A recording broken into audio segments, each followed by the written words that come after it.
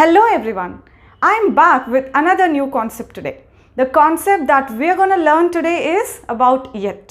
Yes, yet ఏంటి దాని సెంటెన్స్లో ఎలా యూస్ చేయాలి, క్వశ్చన్స్ ఎలా అడగాలి, దాని మీనింగ్ ఏంటి, ఈరోజు మనం ఇదంతా నేర్చుకుందాం. Before I explain the meaning of the word yet, let me give you an example. If I say I haven't met him yet అని అన్నాను అనుకోండి, I haven't met him yet అంటే దాని అర్థం ఏంటి? నేను అతన్ని ఇంకా కలవలేదు, నేను అతన్ని ఇప్పటికీ కలవలేదు అని అర్థం. ఇక్కడ యట్ ఇచ్చే మీనింగ్ ఏంటంటే ఇంకా, ఇప్పటికీ. And did you observe that is a negative sentence. So యట్ని మనం నెగటివ్ సెంటెన్స్లలో యూస్ చేస్తున్నాం అండ్ దాని మీనింగ్ ఇంకా, ఇప్పటికీ అని అర్థం. యట్ అని ఎక్కడున్నా దాని మీనింగ్ ఇంకా, ఇప్పటికీ అని అవ్వదు. ఒక్క meaning, one of the usages ఏంటంటే ఇంకా, ఇప్పటికీ అని అనమాట. If I say she hasn't called me yet అని అన్నానంటే దాని మీనింగ్ ఆమె నాకు ఇంకా కాల్ చేయలేదు, ఆమె నాకు ఇప్పటికీ కాల్ చేయలేదు అని. When something has not happened up to the present then we use yet. Let me tell you some more examples with it అండి. వాళ్ళు ఇంకా చెప్పలేదు నాకు, నేను ఇంకా టికెట్స్ బుక్ చేయలేదు, మేము ఇంకా చూడలేదు ఆ మూవీని, ఇలాంటివన్నీ కూడా ఇలాగే చెప్పొచ్చు యట్ని అట్ ద ఎండ్ యూస్ చేసి. వాళ్ళు ఇంకా చెప్పలేదు నాకు అంటే they haven't told me yet, they haven't told me yet. I haven't booked the tickets yet, నేను ఇంకా టికెట్స్ బుక్ చేయలేదు. I haven't watched the movie yet, నేను ఇంకా ఆ మూవీని చూడలేదు, ఇలా చెప్పొచ్చు అనమాట. And I have to tell you one more thing here. I haven't, we haven't, she hasn't ఇలా నెగటివ్ సెంటెన్స్లలో యట్ని యూస్ చేస్తున్నాం కదా. This is actually British English అంట. అండ్ అమెరికన్ ఇంగ్లీష్ అయితే వాళ్ళు దే హ్యావెంట్, షీ హ్యాజెంట్ ఇలా కాకుండా దే డింట్, అన్నింటికీ డింట్ అని యూస్ చేసి యట్ని యూస్ చేస్తారంట. I recently came across this. Okay, నేను ఇంకా మూవీ చూడలేదు అంటే I haven't watched the movie yet అంటున్నాం కదా, that is British English. You can also say I didn't watch the movie yet, I didn't watch the movie yet. ఇది చాలా easy కదా. That is actually American English. American people prefer saying didn't instead of haven't, hasn't plus V3 use చేయడం కంటే didn't అని use చేసి just నార్మల్గా V1 use చేయడం easy కదా. So you can also do that if you want to. మేము ఇంకా project receive చేసుకోలేదు, మాకు ఇంకా వర్క్ అసైన్ అవ్వలేదు, ఆ ఇష్యూ ఇంకా సాల్వ్ చేయలేదు, ఇలాంటివన్నీ కూడా ఇలానే చెప్పొచ్చు. ఇంకా, ఇప్పటికీ అని మీనింగ్తో ఏం చెప్పాలనుకున్నా కూడా యట్ని యూస్ చేసి చెప్పొచ్చు అనమాట. మాకు ఇంకా ప్రాజెక్ట్ రిసీవ్ అవ్వలేదు, we haven't received the project yet. British English ఇది. అమెరికన్ ఇంగ్లీష్లో we didn't receive the project yet అని చెప్పొచ్చు. అండ్ ఆ ప్రాబ్లం ఇంకా సాల్వ్ అవ్వలేదు, we haven't solved the problem yet. అతను సాల్వ్ చేయలేదు అంటే he hasn't solved the problem yet. The trick here is, అంటే ఒక సింపుల్ థింగ్ మనం గుర్తుపెట్టుకోవాల్సింది, వీ, ఐ, యూ, దే ఇవన్నీ అన్నామంటే హ్యావెంట్ అనాలి, షీ, హీ, ఇట్కి హ్యాజంట్ అనాలి plus V3 common. If it is American English అన్నిటికీ డింట్ అనొచ్చు ప్లస్ నార్మల్ V1ని యూస్ చేయొచ్చు. So you can use whatever you're comfortable with. We can also ask questions with it అండి. Questions కూడా అడగొచ్చు. Questions ఎలా వస్తాయి అంటే మూవీ ఇంకా చూడలేదా, ప్రాజెక్ట్ ఇంకా కంప్లీట్ అవ్వలేదా, వర్క్ కంప్లీట్ అవ్వలేదా, లేకపోతే ప్రాబ్లమ్ సాల్వ్ అవ్వలేదా, ఇలా ఏదైనా సరే ఇంకా అవ్వలేదా, ఇప్పటికీ అవ్వలేదా అని ఏం అడగాలనుకున్నా అగైన్ క్వశ్చన్ ఎలా వస్తుందంటే have you watched the movie yet అని వస్తుంది. Have you watched the movie yet. Have you solved the problem yet అంటే ప్రాబ్లం ఇంకా సాల్వ్ చేయలేదా అన్నట్టు అనమాట. క్వశ్చన్ అంటే ఇలా, డెసిషన్ ఏం తీసుకోలేదా నువ్వు, ఇంకా వాళ్ళు ఇంకా ఏం అప్డేట్ ఇవ్వలేదా, ఇలాంటివన్నీ కూడా. Have they given any update yet, have you taken any decision yet, ఇలా అంటాం అనమాట. అండ్ ఇక్కడ అందరికీ వచ్చే ఒక కామన్ డౌట్ ఏంటి అని అంటే యట్ని only at the end use చేయాలా, మిడిల్లో యూస్ చేయకూడదా అని.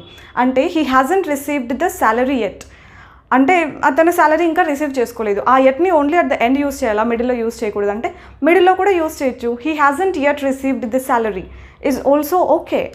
They have not delivered the product yet, we are using yet at the end.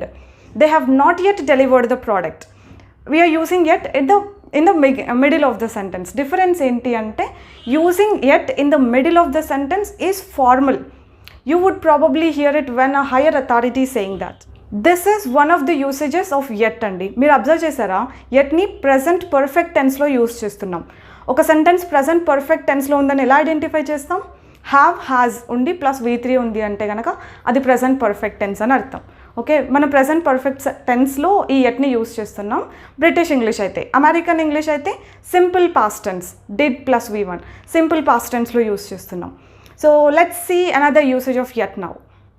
So యట్కి ఉన్న ఇంకొక యూసేజ్ ఏంటి అంటే మనం ఇలా అంటూ ఉంటాం కదా, ఎవరైనా షాపింగ్ అంతా అయిపోయిందా అంటే లేదు ఇంకా చేయాల్సి ఉంది, తినేసావా అంటే లేదు ఇంకా తినాల్సి ఉంది, కొనాల్సి ఉంది, ఇంకా వాళ్ళు రావాల్సి ఉంది, నేను ఇంకా కంప్లీట్ చేయాల్సి ఉంది, ఇలా చేయాల్సి ఉంది అని అంటూ ఉంటాం కదా ఏదైనా.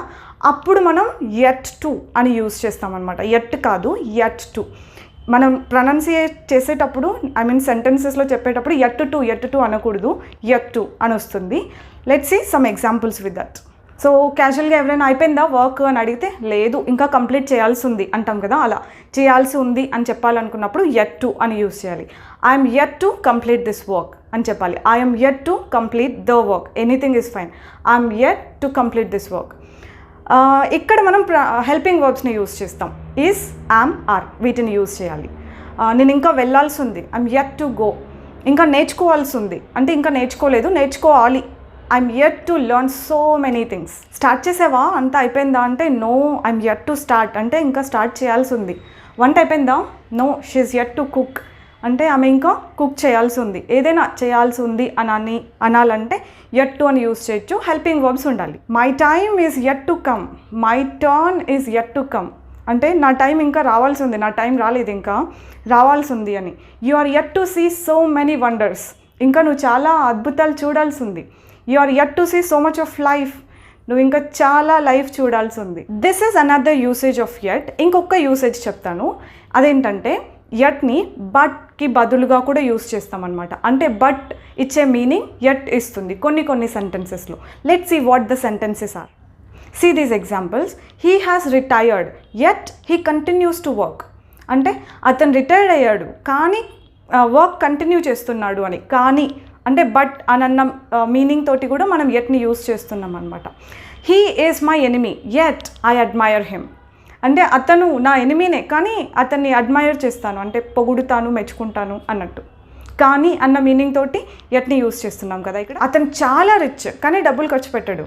He is very rich yet he doesn't spend money. The idea was too good yet they didn't accept.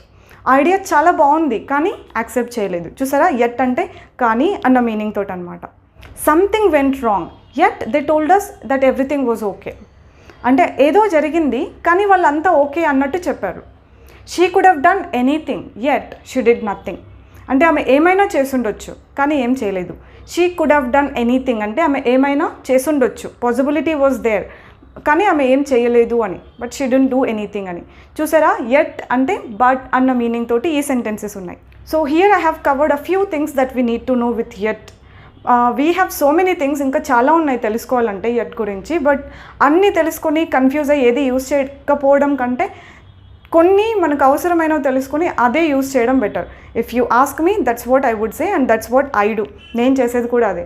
మొత్తం ఇంగ్లీష్ అంతా నేర్చుకోవాలని అన్ని యూసేజెస్ తెలుసుకోవడం కంటే మనకి ఏం అవసరం అవి తెలుసుకొని చక్కగా ఒక్కటే యూజ్ చేయగలుగుతున్నామంటే చాలు.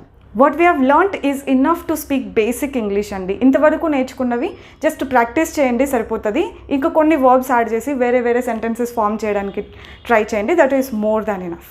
దట్స్ ఇట్ ఫర్ టుడే అండి. By the way, you are yet to hit the like button. Please do that and I'll see you with another concept next time. Take care until then.